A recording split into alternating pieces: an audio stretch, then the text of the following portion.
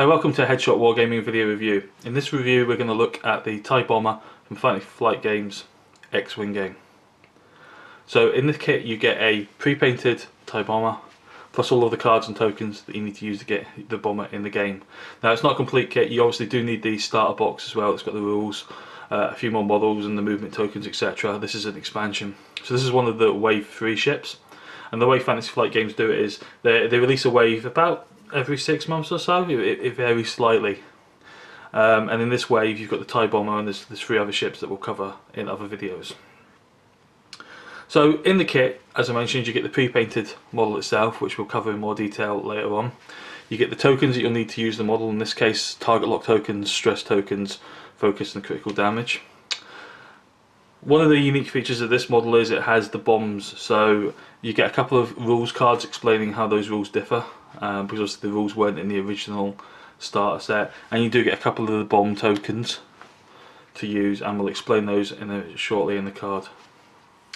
You get your movement dial as normal, and we'll cover that shortly as well, and then you get your little pilot cards, the little sort of pilot stats bases that you put around the base depending which of the pilots you use.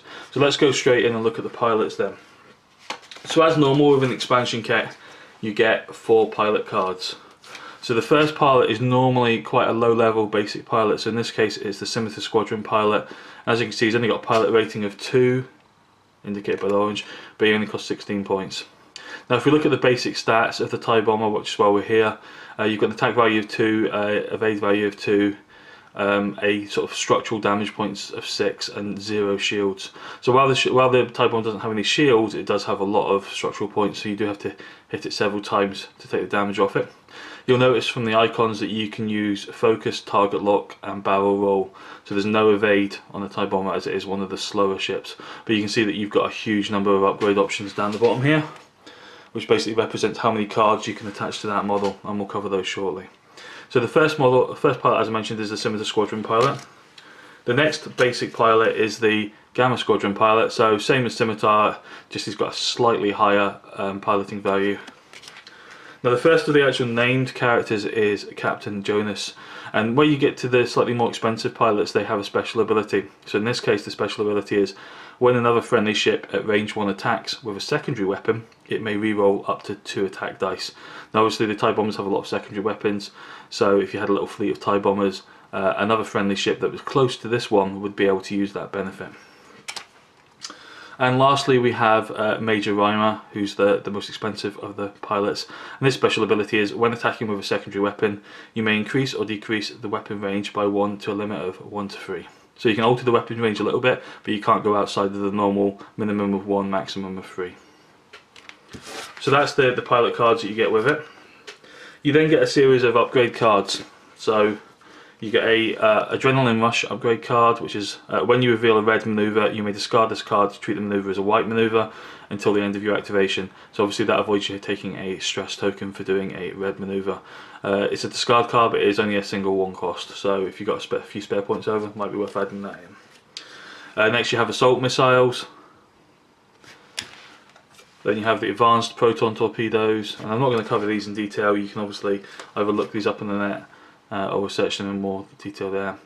Now you've got the proton bombs and the seismic charges. Now the way the bombs work effectively is you take the bomb token, and just when you reveal your maneuver dial, so when you turn it over to say which maneuver you're going to make, if you choose you can discard one of the bomb tokens to leave behind a bomb at a distance of 1 behind the ship, and then do the actual maneuver so you get out of range of the bomb detonating. And the 2 different bombs have slightly different effects.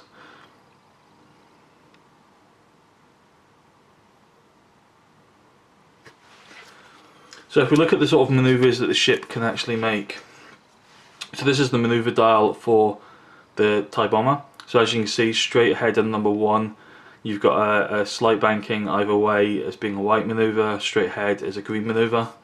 At number 2 you have your left and right sharp turns as being red maneuvers, and all 3 other turns or straight aheads are greens.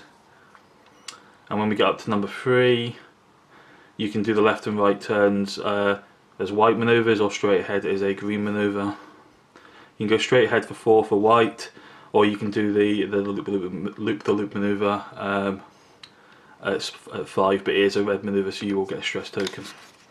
And again, you do get the little you get these little markers which you can add onto the base, so that when you have more than one type bomber, you're able to distinguish them from each other.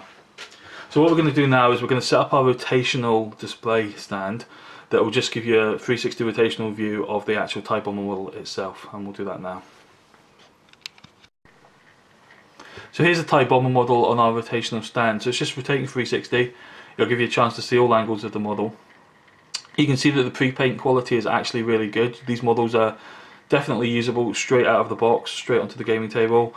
The paint's good quality, doesn't tend to flake off or scratch. However, what some people do is they'll actually add some glows, some engine glow to the engines, or add some battle damage, and that can just make the models a little bit unique. Obviously, if you're going to have 3 or 4 of the same model in a force, you may want to make some slight paint changes just to differentiate the models.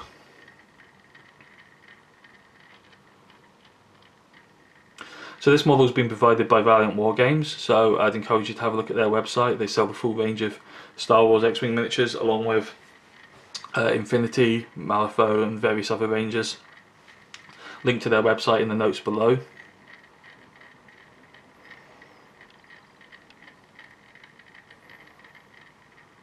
So hopefully you found this video useful. We're planning to go through the rest of the Wave 3 ships, and then we'll start working our way through the Wave 2 and Wave 1 ships.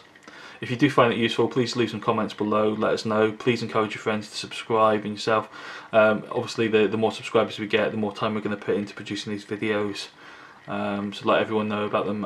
You can see our link to our Facebook page as well in the notes below. Thanks very much for watching.